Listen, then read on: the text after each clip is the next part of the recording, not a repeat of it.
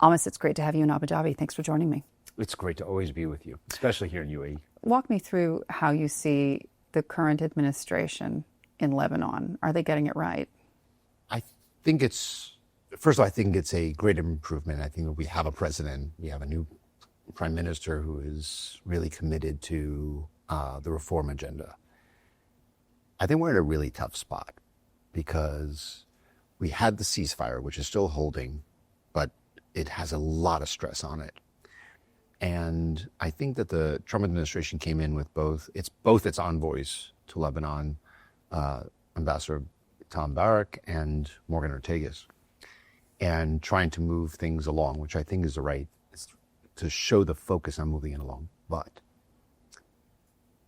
there are two parties here, Israel and Lebanon.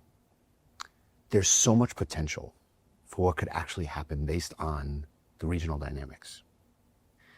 The president of Lebanon is openly talking about wanting to have a new kind of relationship with Israel. That is remarkable. It's remarkable. And if you just said that 2 years ago, it would be impossible to imagine. But that offer is not being taken up at the moment. And so Israel was supposed to withdraw as the Lebanese armed forces take over positions. They're still in 5 positions there. I think what needs to happen is Israel needs to understand that the muscular approach and the more pressure sometimes gets to a point of diminishing returns and counterproductive. And they're there. And I think we're nearing there right now. The narrative in Lebanon changed so dramatically since the ceasefire, which is, why do we need Hezbollah choking Lebanon? Why do we need this parasite that is called Hezbollah in our state? We want to improve the state and we want to get things better. We don't want to go back to war. And so the threat was no longer Israel. The threat was Hezbollah. But with the continued attacks and not giving the government even a little bit of an inch. Time to breathe. And let's withdraw some of our forces and let the Lebanese armed forces take hold. Mm-hmm. And you can't blame them for not doing things when you're not giving them the opportunity to do it. Mm. And so I think I would encourage both sides to figure out, okay, how do we not slide back into conflict and threatening rhetoric, which is how we started this whole thing, and rather think about how do we move to the land boundary and define a border. We did it with the maritime border. We can do it with the land boundary. Then we can have a non-aggression pact, because then we say, okay, we have a border. We don't need to be enemies anymore. And from there, you can move it step by step into a much better place for both countries. I hope we get there. This is the first time that I'm really worried about where we are. When you hear the special envoy, Tom Barak, saying that Lebanon is a failed state, is that a mistake in your mind? Look, I was the envoy. I don't want to second guess what other people do. But is it helpful? Look, Lebanon has enormous economic trouble and challenges. And I think that ending the war is only one step. And yes, we're focused on disarming Hezbollah, but instead of looking at what they're not doing right, I think we as the international community have a responsibility to come and say, after the 2006 war, the rebuilding was Hezbollah and Iran. And if you don't want them to do it, we have to come in as the international community with real money and a real approach to reconstruction. And we're paying a lot of attention to reconstruction in Gaza and putting all these conferences together, and everybody's talking about it. But we need to do it for Lebanon too. We need to show the people in the South that the international community doesn't only show up when there's bombings, that we also show up to rebuild the farms, to rebuild the roads, to rebuild electricity. To get Otherwise, there's a vacuum, and vacuums are never filled in the Middle East by good people. Yeah. So I think that's what we should focus on at the moment. Do you think that the Hezbollah narrative, in that they're still on the back foot, is that the right one? Because I hear conflicting information. And the Trump administration says they're rebuilding. They consistently say the money's still flowing, the weapons are still flowing. What's your take? Hezbollah has two strengths, traditionally. One is its military might, and the second is its political strength in the country. They are politically at the weakest moment that they've been, maybe not as weak as they were 6 months ago, but they're weak. The country doesn't want them. Militarily, they are, the way I would define it is, they're too weak to fight Israel, but they're strong enough to fight Lebanon. So I agree with the position of a gradual disarming of Hezbollah. The government took a vote in Lebanon to disarm Hezbollah. That is unbelievable. That's a great moment. Now we have to implement it. But don't put the kind of pressure on the system that breaks it and leads us to a civil war, but put the kind of pressure that says, okay, what's a reasonable timeline of expectations? How do we say, wait, Hezbollah, you committed under the ceasefire to have no presence and heavy weapons south of the Litani region. Okay, let's implement that. Long-range missiles, why do they have them? They don't need them. Let's do that. Then let's go on to medium range. But let's not say that in the next 6 to 8 months, we're going to do a complete disarming. I don't know where we've done that outside of the FARC in Colombia. There's not much. You don't see it as realistic. Let's be realistic of what we can achieve. The best way to combat them is not to focus singularly on the disarming of Hezbollah, but to do it in a dual track of, yes, disarm Hezbollah, but use the weakening of their position in the government and the country to also build out the economy, to bring in investment, to support the Lebanese armed forces with having the international community come in with better weapons, better training, better vehicles, better salaries. Yeah. And encourage a rebuilding of society. When Lebanon is prosperous, Hezbollah is weak, and its other proxies. When they're poor, they come in and say, with very little money, their dollar goes very far. Yeah. So I don't think they have a lot more money because Iran is kind of broke, but the dollar goes far in Lebanon, especially when the economy is depressed. So I say the same message that I say to the Lebanese government, I would say to the Israeli government. If you push them and more bombings and more violence and more pressure, then there's no investment and there's no prosperity and Hezbollah strengthens. And then you're just playing the same cycle of the last 40 years. Yeah. And you're squandering a moment here of the ceasefire in Gaza, talk about normalization in the region. You have so much going for them at the moment. Don't squander it in Lebanon. Switching gears, we heard a lot of conversation today about we are in an energy arms race. Do you see that to be the case? I think you mean with China. I think we're in a place where we're in a competition that you have every few generations about who's going to control the next several generations. And we're in that moment now. It happened after World War II. It happened, I think, at the collapse of the Soviet Union, where in the 1990s, or 1993 to 2000, was really set up the United States for the new era, because we had the tech boom in Silicon Valley that didn't exist in 1990, but was huge by the time it was 2000. The Dayton Accords were America's sort of presence in the world. So we had a moment in time that defined America for the next 30 years. I think we're there now. Who will dominate the rulemaking and the world order when it comes to not just the AI frontier chips and AI, but how do we organize ourselves around it? What are the rules of the road for the use of AI and for the investment? That's I don't like to put it into military terms. I prefer this is straight up competition. The Chinese are using all the leverages they have, critical minerals and all the other things that they can control, and the United States is trying to do the same thing. Our capital markets are the secret sauce of the United States. They always have been. We have a free market that enables innovation. That has also been our secret sauce. And I think that usually wins. So now you have the rest of the world has to organize based on these two polars. I think the United States wins by default unless we do things that push everybody away. So are we doing those things?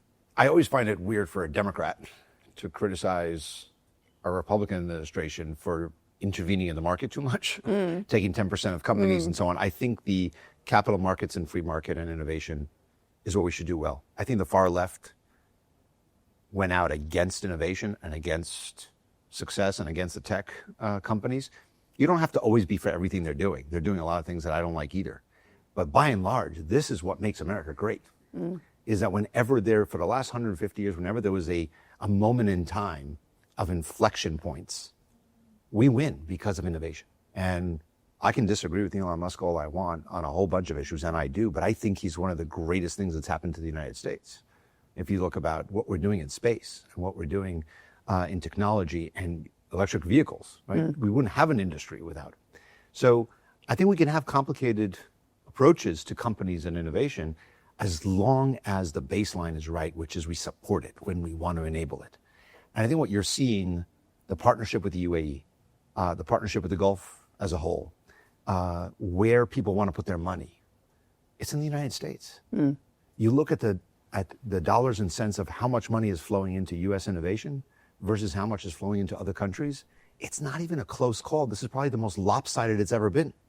Of everything is flowing into the United States. And so I think that's a good thing for the United States. And I think we should continue to do whatever we can to support that while also supporting our values. We talk so much about, energy resources, how energy is going to be used to fuel AI. It is going to hit people's pocketbook when it comes to electricity prices. Do you think the public is ready for that? Is the messaging there in your mind, or is this going to be a real slap in the face? I think the undercurrent that we're not seeing in the media yet, and in government and in our politics yet, but is already happening at the grassroots, is what the adage of every president, I've worked for a few, where gasoline price is always the big thing. Neon lights, you drive down any road in America and you see the price of gasoline. I think that's going to start becoming the price of electricity, where people say, wait a minute, we're building all these announcements about data centers. Why is there a tariff increase on my electricity bills? Now, they don't see it every day when they're driving. They see it at the end of the month, but the bill is starting to go up. Yeah. So I think what has to happen is the tech companies and the investors, and now I left government, I'm more on the investor side, we have to be sensitive to that, because data centers are large, they're loud, and they're very power hungry. Yeah. Where we can turn this all into an advantage is our grid is old, our generation capacity of electricity is old, our fleet is old. So if this now has all these technology companies are going to fuel a massive investment that is non-governmental, so coming from the private sector, and investing into building new power plants, new transmission lines that are modernized and efficient. Infrastructure development. That is a jobs. That's a good thing. Yeah. And it's the backbone of the next 100 years. We have one of our challenges that a lot of our infrastructure is aging. Yes. Because our golden era infrastructure was the 1930s. Yes. Right? So I think that's a good thing, but we have to do it in a way that we're not saying that part of the economy gets supply of reliable electricity and everybody else has to pay for it.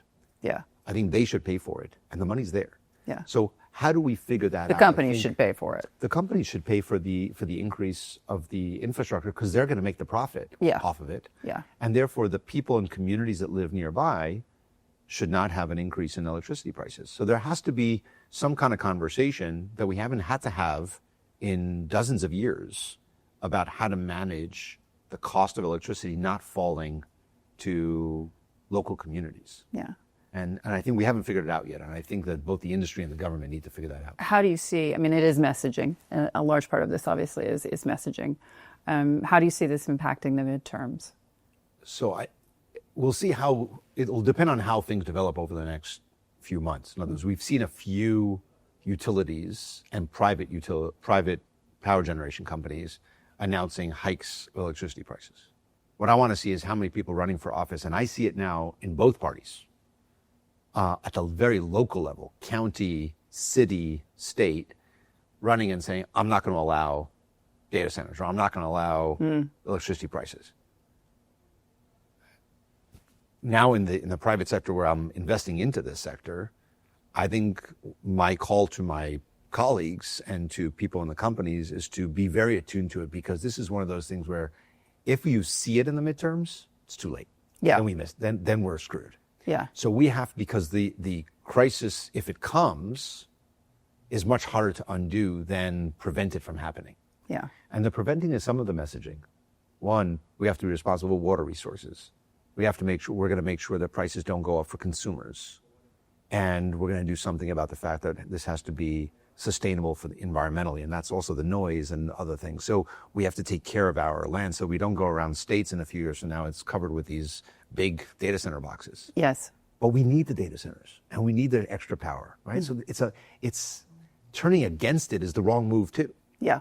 Because what will fuel us as the greatest economy in the world for years to come is if we continue to win the technology and innovation and AI race.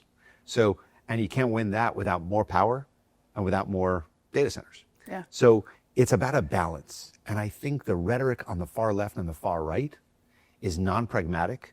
It's putting these issues into ideological terms instead of practical and pragmatic. That comes with energy, where the far left says, I don't need oil and gas, we should just do renewables. And the far right says, wind is terrible and get rid of solar and we should just do oil and gas and coal. Both sides are wrong. And they lead our government, whether it's the Biden administration or the Trump administration, to be in non-pragmatic places. We should be in an energy addition because we need all the power we can have. And we also deserve to have a cleaner environment, and both can be done. And by the way, renewables are part of the future. That's part of innovation. So renewables plus batteries together with the natural gas, that's what our power system is going to look like. But we shouldn't get pulled into these extremes that are, both sides don't listen to science and don't listen to what is pragmatic and practical. Yeah. And we have to get past We're just that. looking at the bills. Looking at the bills. We're here at the ENACT Summit, just ahead of ADIPEC, a major U.S. delegation here. It's interesting, isn't it? Because I saw you on a regular basis when you were special advisor for energy for President Biden. But I never saw Jennifer Granholm. I never saw the U.S. Secretary of Energy in this part of the world. Do you regret that? I don't regret. Look, you should ask her the question of What she was doing. What her travels in the Middle East or not. But my first travels when I joined the administration were to the Middle East and to Europe. At some point, I saw it all the time. Recognize that we need allies and we need partners. The UAE and Saudi Arabia, Qatar, this region has been a good partner to the United States and will continue to be. That doesn't mean that we have to agree on everything. In fact, we often disagreed. They want higher prices sometimes. We want lower prices. We have disagreements, but that's okay. That's what partners do. We don't agree with Europe on everything, and yet we work with them. That's how we get ahead. I think it's good that the administration is here in a big way. I think that we had other people coming to the administration, from the Biden administration here on a regular basis. We had a very strong relationship. We built the foundations of the G42 and Microsoft deal that was here. We got the first deal on chips to come to UAE, build out data centers in Saudi Arabia. I think those are all, President Biden went to Saudi Arabia as well, and it was controversial at the time, but a right move, I believe. So I think that He went finally. I went the summer of 2022, I think. So I think it was less than halfway through the administration, and spent a couple of days there with both the Crown Prince and had a GCC summit. And we had a very strong relationship historically as a country, and I don't think that we should make it political.